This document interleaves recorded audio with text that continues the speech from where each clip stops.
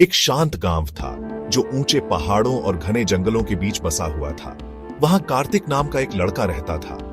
वह बाकी बच्चों से अलग था। जहां दूसरे बच्चे आपस में खेलते, कार्तिक को जंगल की रहस्यमयी दुनिया अपनी ओर खींचती थी। उसे वहां की शांति पसंद थी।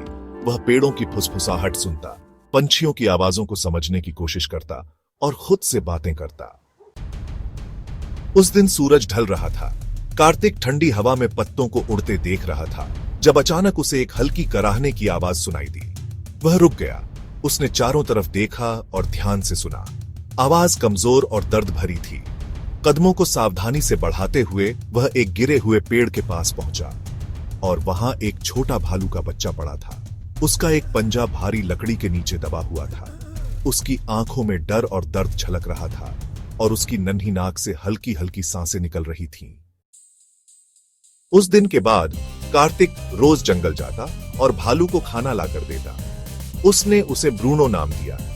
वो दोनों साथ खेलते। कार्तिक उसकी मोटी फर में अपना चेहरा छुपा लेता और जब ठंड बढ़ती तो वह ब्रूनो को अपने कंबल में लपेट देता। ब्रूनो धीरे धीरे बड़ा और ताकतवर होता गया, लेकिन कार्तिक के लिए वह हमेशा वही छोटा मासूम भालू रहा।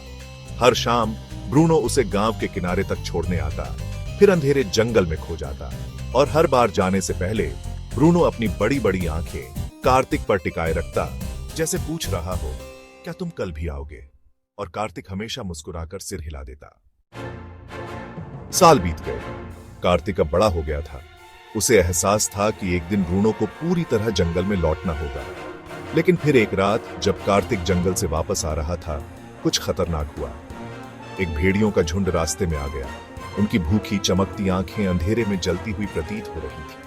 कार्तिक का गला सूख गया। उसने धीरे धीरे पीछे हटने की कोशिश की, लेकिन गर भेड़िए गुर्रा रहे थे। चारों तरफ घेरा डाल लिया था। तभी गर एक गर्जना गूंज उठी, इतनी जोरदार कि पूरा जंगल कांप उठा। भेड़िए ठिठक गए। कार्तिक ने सिर घुमाया। ब्रूनो, वह अंधेरे से उभरकर सामने आ चुका था। उसकी आंखों में ज्वाला थी और उसका विशालकाय शरीर भेड़ियों के सामने एक दीवार की तरह खड़ा था। भेड़िए झिझक गए, लेकिन फिर हमला करने के लिए आगे बढ़े। ब्रूनो झपट पड़ा। उसके विशाल पंजे हवा में लहराए और एक झटके में भेड़िए चीखते हुए भागने लगे। कुछ ही पलों में सब कुछ खत्म हो गया। कार्तिक अभी भी सदमे में था। उसने धीरे से ब्रूनो को देखा। उसका पुराना दोस्त जो अब जंगल का राजा बन चुका था, लेकिन फिर भी उसे बचाने चला आया था। ब्रूनो ने धीरे से गहरी गड़गड़ाहट की, जैसे कार्तिक को डांट रहा हो। तुम अकेले जंगल में क्यों आए? कार्तिक की आंखों में आंसू आ गए। उसने बिना कुछ सोचे ब्रूनो को कसकर गले लगा लिया। मुझे पता था कि तुम आओगे, उसने धीमी आवाज में कहा।